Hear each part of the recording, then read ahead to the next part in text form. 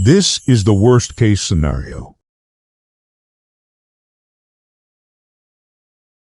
If you're the type of person to overthink things and you don't want to be afraid of parasailing, I would recommend that you don't watch this video because I'm going to tell you everything that could possibly go wrong here.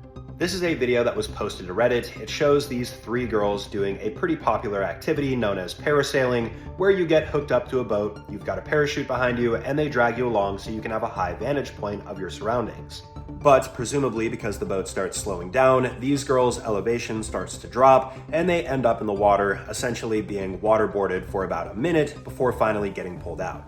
Now, for the most part, I want to be clear. Parasailing is usually not a very high-risk activity. People do this every single day, and accidents are few and far between, but when accidents do happen, they tend to be pretty grisly and terrifying fates. So obviously the first risk here is what we just saw, a boat engine going out or the boat slowing down so much that the parasailers drop into the water and they potentially get stranded, stuck underneath their parachute, and drown. For example, one of the most famous accidents where this happened was with a 31-year-old by the name of David who was vacationing to Florida. While he was parasailing, the boat's engine went out, and this caused him to fall 800 feet into the water below. He was wearing a life jacket, but unfortunately by the time the boat pulled around and picked him up, he was no longer with us.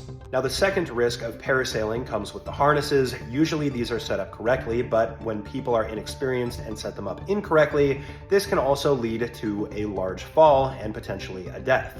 And this is exactly what happened to an unfortunate 71-year-old businessman by the name of Roger back in 2017 when he visited Thailand, decided to go on a parasailing adventure, and while he was several hundred feet up above the water, he accidentally pulled out his harness and he plummeted into the ocean below.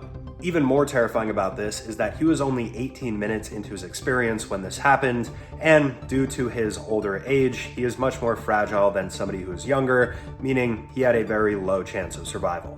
Now, the third and final way that things can go wrong while you're parasailing, in my opinion, is the most terrifying, and it all has to do with the line that is attached to the parasailer and the boat.